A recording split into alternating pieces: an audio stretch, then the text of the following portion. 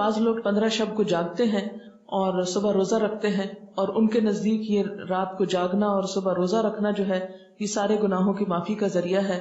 اس کے بارے میں ایسی کوئی بشارت یا کوئی فضیلت کسی صحیح حدیث میں نہیں آئی. ایک ضعیف حدیث میں ایسی چیز ملتی ہے.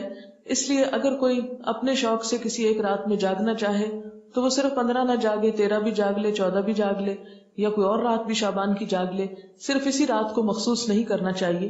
عام طور پر لوگ یہ کہتے ہیں کہ کیا فرق پڑتا ہے، کوئی نیکی کرتا ہے تو کرتا رہے، تو ٹھیک ہے وہ ان کی مرضی. لیکن اگر کوئی یہ سمجھے کہ اس نیکی سے میرے سارے گناہ معاف ہو جائیں گے یا میرے اگلے پچھلے گناہوں کی صفائی ہو جائے گی، تو ایسی کوئی توقع نہیں رکھنی چاہیے. وہ تو یہ بھی ہو سکتا ہے کہ آپ کسی بھی وقت اللہ سے رو کر دعا مانگے تو ہو سکتا ہے پچھلے سارے گناہ معاف ہو جائیں.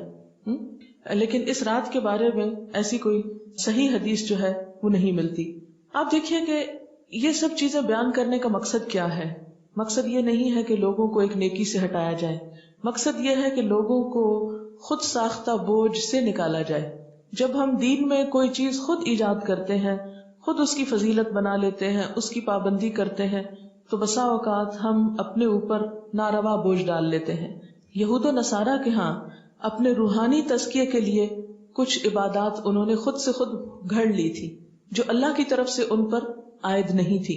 آہستہ آہستہ کیا ہوا، وہ اصل عبادات سے بالکل دور چلے گئے اور خود ساختہ عبادات اپنی گردن پر لاد لی.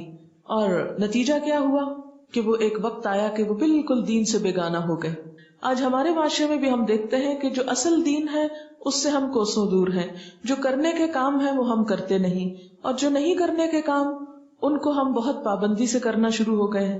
اس کا نتیجہ کیا نکلا ہے کہ ہم ایسے بوجھ تلے دب گئے ہیں کہ جس نے ہم سے ہمارے فرائض بھی بعض اوقات چھڑا دیے.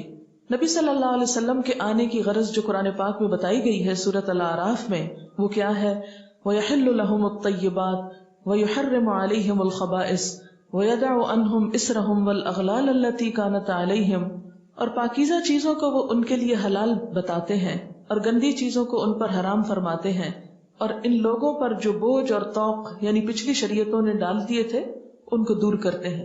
تو نبی صلی اللہ علیہ وسلم نے پچھلی شریعتوں کی سب من گھڑت عبادات کو ختم کر دیا اور صاف ستھرا قابل عمل دین ہمارے لیے چھوڑا، کہ جس میں دن میں 5 نمازیں فرض ہیں، تو سال میں ایک رمضان کے روزے فرض ہیں، اور ایک مرتبہ صاحب حیثیت لوگوں پر زکوٰۃ فرض ہے سال میں، اور زندگی میں ایک مرتبہ حج فرض ہے صاحب استطاعت لوگوں پر.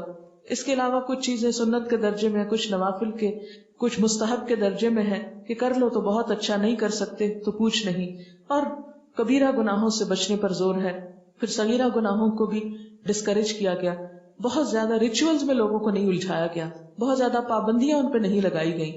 سبحانک اللہم و بحمدک اشہد ان لا الہ الا انت استغفرک و اتوب الیک. السلام علیکم و رحمۃ اللہ وبرکاتہ.